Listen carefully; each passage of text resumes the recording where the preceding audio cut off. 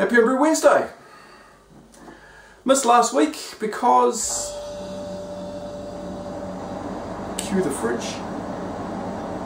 I missed last week because I was busy at work.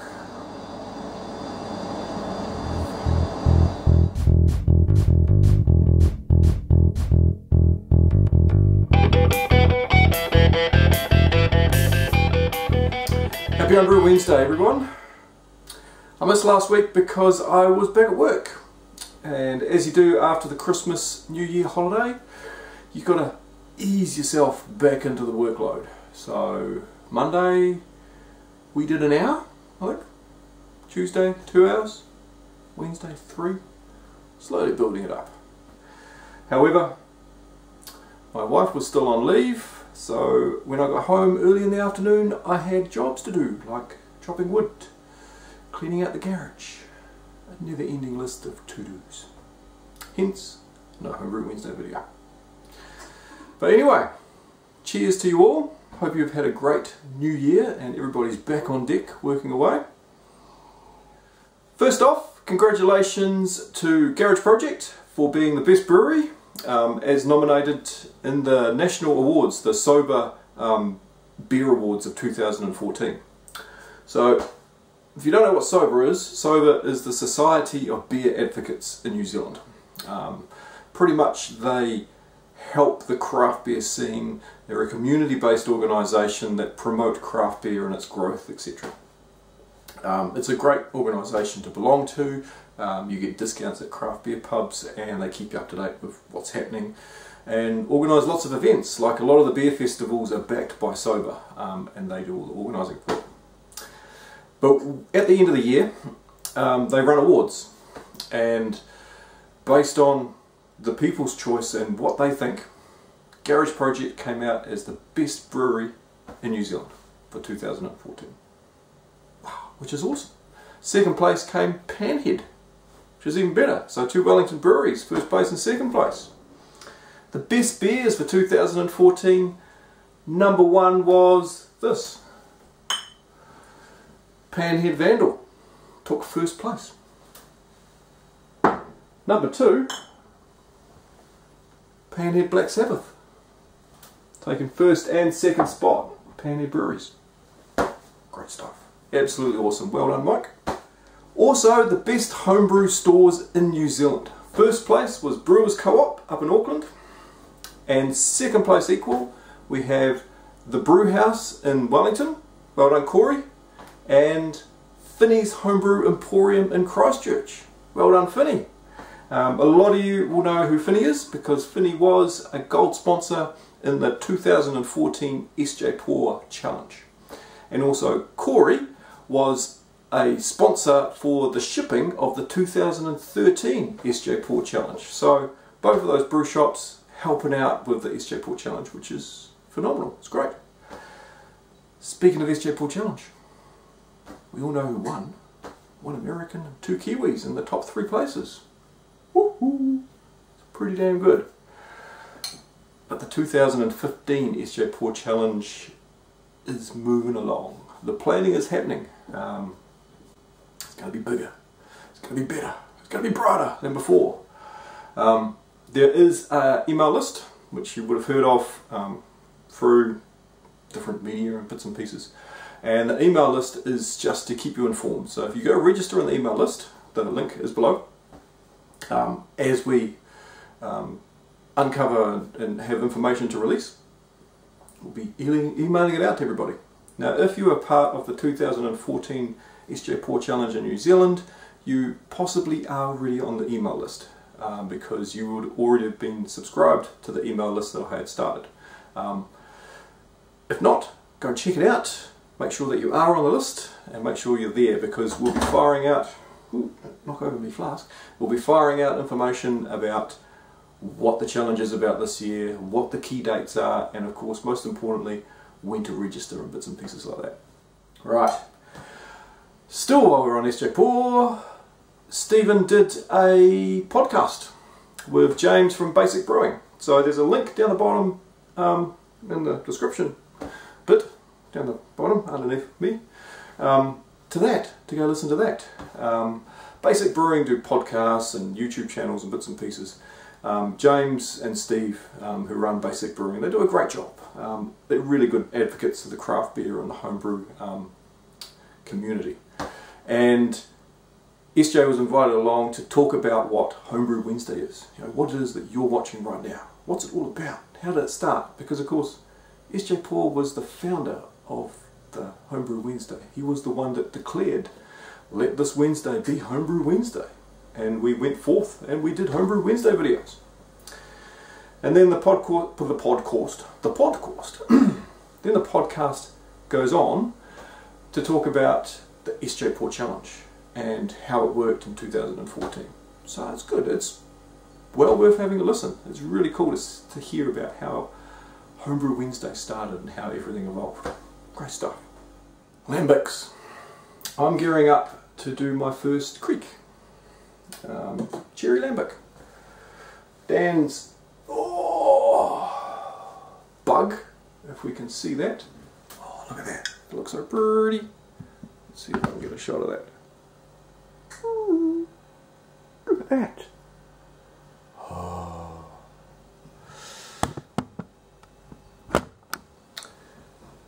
This is Dan ABA's bottle dregs that I've been harvesting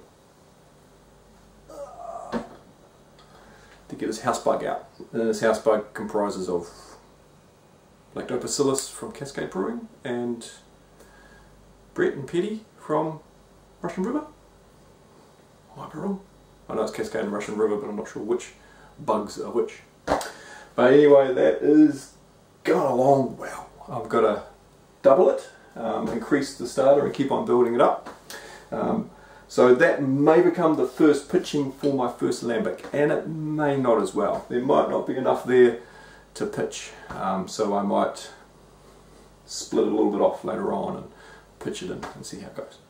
Which is the beauty of Lambics. You can do splits and mixes and, you know, just generally add funk to it. CO2 barriers.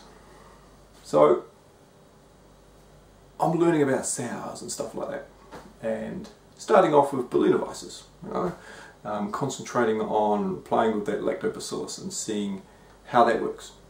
So you would have seen a previous video where I did a sour wort from taking the Lactobacillus off acidulated grain to create a starter to sour the wort to then go on to ferment. I have since done a full Lactobacillus Y yeast strain, and boy, it went off. While I was reading up and working out the best environment for it, I came across something. I think it's something that Dan Pixley picked up on. Good old Dan. And he hear Dan's name a lot. Go subscribe to his channel down below if you have not subscribed to Dan Pixley, because he has a fountain of information about sours. But anyway, I came across something that I think Dan pointed out in one of his videos, which was about CO2 blanketing. And it doesn't work. CO2, okay, it's denser than air, denser than oxygen. This stuff in here isn't all oxygen. If it was, boom, I would have blown up. So this has got a whole lot of different gases in it, which could be of equal weight to CO2. Oh, hang on a minute, I'm breathing out CO2. So there's lots of CO2 in there. So that means gases sort of mingle. And it's probably a little bit hard to prove properly. But because the gases mingle, that infers that temperature changes and stuff like that, that little CO2 blanket that you're trying to put on top of your wort to stop oxygen as an oxygen barrier getting through, isn't going to work. Pellicle, point in case. A pellicle was formed from the oxygen to create a barrier. Now, there's CO2 in this because it's fermenting. So there is CO2 in it, but it's not blanketing the top, because otherwise it wouldn't be a pellicle. So that means that it's mixing with the oxygen that's in the flask so that the pellicle can form. So don't trust CO2 blanketing.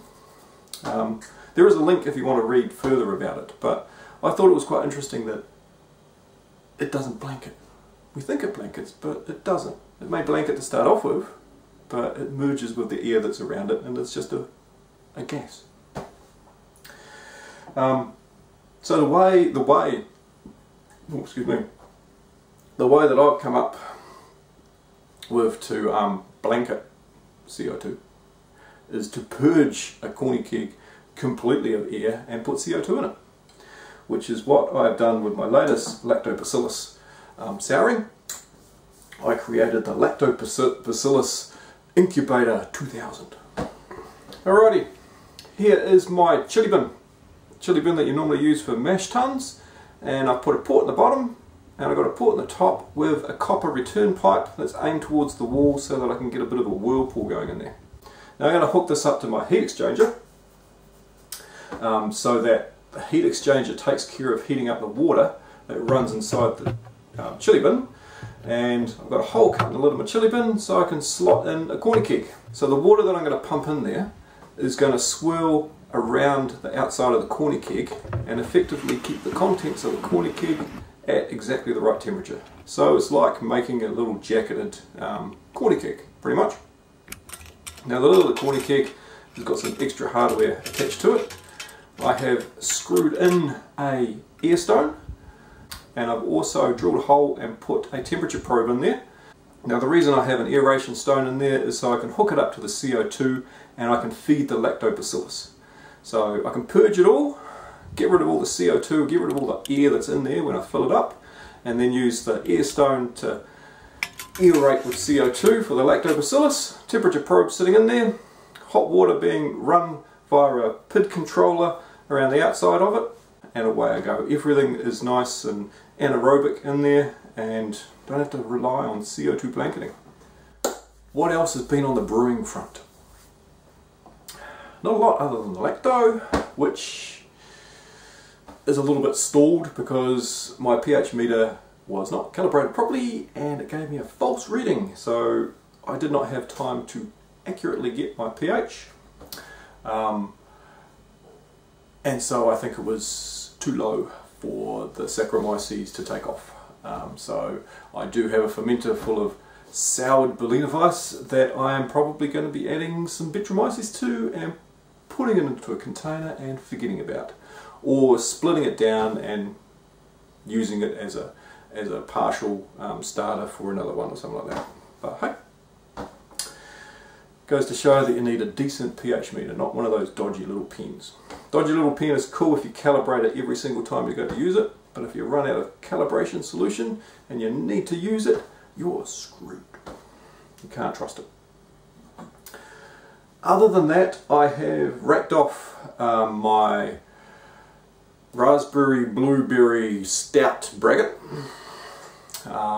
which you would have seen in the previous video, and also racked off my raspberry blueberry melomel.